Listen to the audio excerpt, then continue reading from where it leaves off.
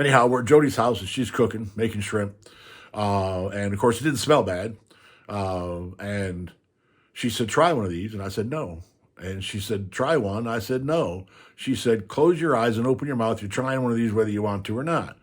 So I did. And it was really good.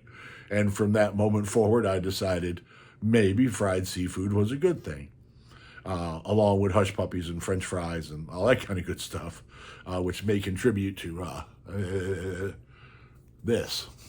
But anyhow, that's one part of the culture shock.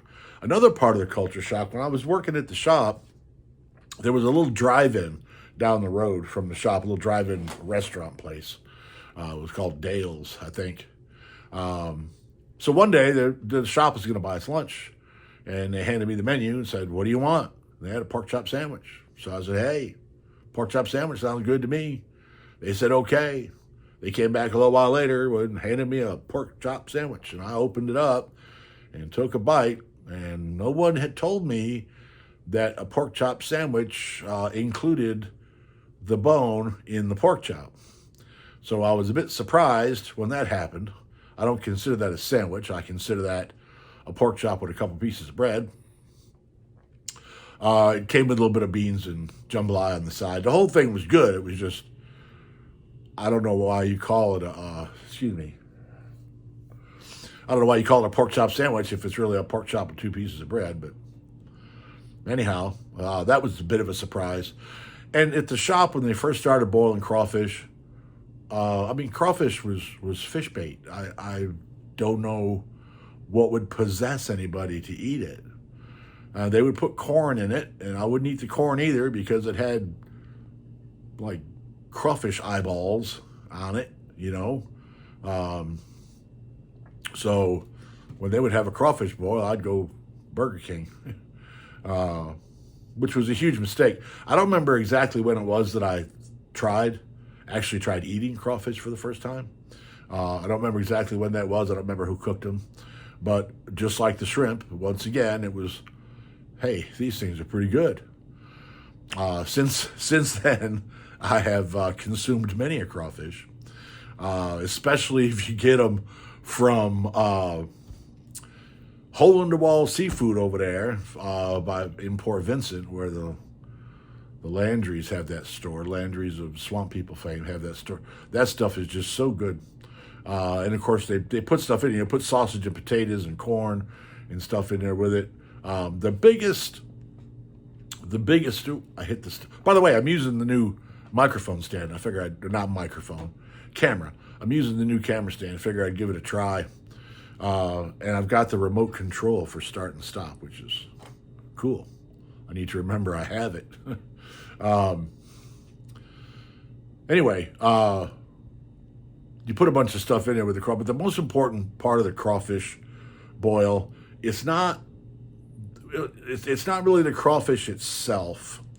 It's the concoction that you have in the pot, the water and all the seasonings and all that stuff that you have in the pot, and that you get basically cooked and boiling pretty hard before you put them in there. That's what's important about the crawfish. I was watching TV one day. This wasn't that long ago, maybe a year ago. I was watching TV when they were watching the news, and everybody was so excited they had a special on the news because crawfish was coming to San Antonio.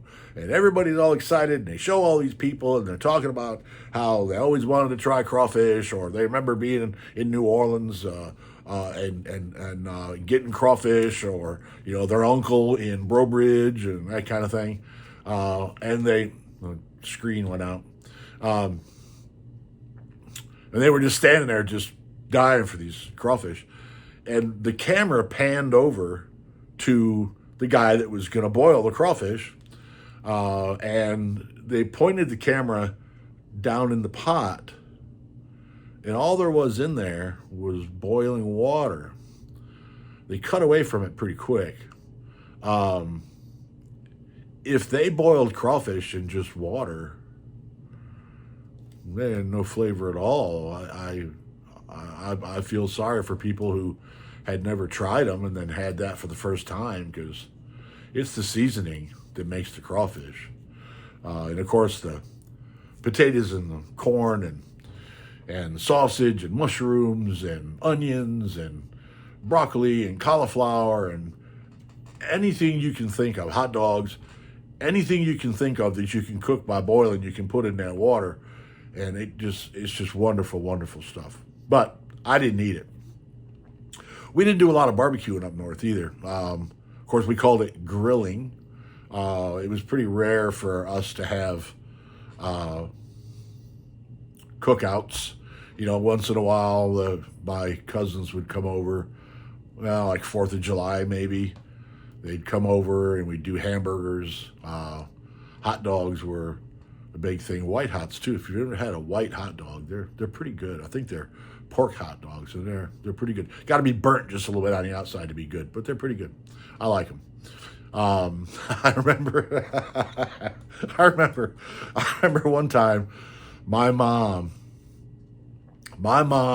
wanted a white hot dog, and she wanted it cooked on the grill, and she was just adamant. She just had to have a white hot dog cooked on the grill outside, and she made my dad go out there and cook her a hot dog.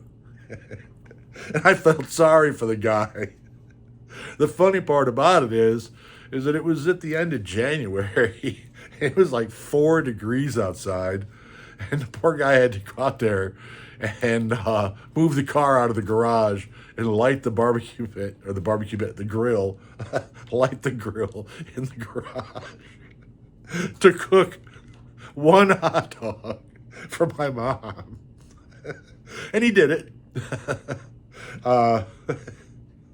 It's just funny now that I think about it. I remember looking out the window and seeing him standing out there. I shouldn't be laughing at my dad. I really shouldn't. Boy, she had to have that hot dog. Anyhow, some other culture shock things where everybody hugs each other. Everybody says they love each other. Everybody goes places together. You know, and I've changed so much after coming down here that everybody's welcome at the house. You don't have to call over here and say, hey man, what you doing? Do you mind if we come over? Of course I want you to come over. Come on. You know, you might want to call me and make sure I'm home because I work a lot. But we have an open door policy here, and we prefer that you stay. You know what I mean? If you want to come over here and stay tonight so you don't have to drive home late, hey, works for us. We got room and we're happy to have you. It's just neighborly, I guess, to do that. A lot of people help each other out down here. You know, one of the things people talk about, I'm going to have to break this up again in just a few minutes. One of the things that people talk about is Southern hospitality. And I'm going to tell you, Southern hospitality, in my experience, Southern hospitality is real. It's a real thing. I'm going to pause it for a second and clear my throat. I like it better when you don't have to hear that. We're going to talk about that throat clearing one of these days, too. Let me get a little sip of water here. Maybe it'll help. LSU, baby.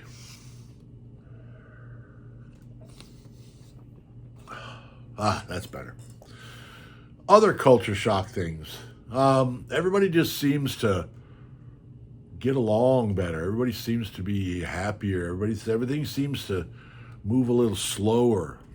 I don't know how much difference there is between people that were hunting and fishing. I know when I was a kid, we didn't hunt and fish when I was a kid. My brother did some fishing.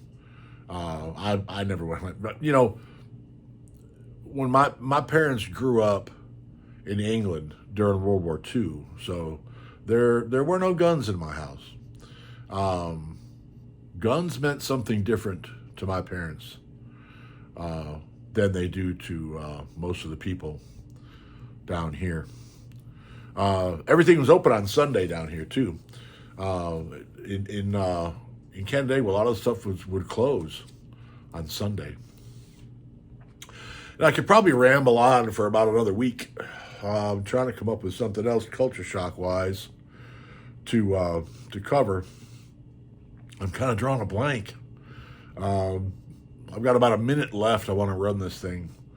So I'm going to say this. Thank you so much. Once again, thank you so much for all the support that you've given me, my channel. I really do appreciate it from y'all. Ed and Barney, love you. I can't express my gratitude enough. I can't tell you how happy it's made me and Amy as well. Both of us are pretty well floored. We're surprised at how well it's gone, and it's because of you. I mean, I'm just sitting here talking into a camera. It's because of you, so I really do appreciate that. Something else that was different down here too, now that it comes into my mind, is that because the weather's different, you can do pretty much anything you want to year round, which is a lot different than digging through snowbanks. All right, boys and girls, I'm going to cut this off right here.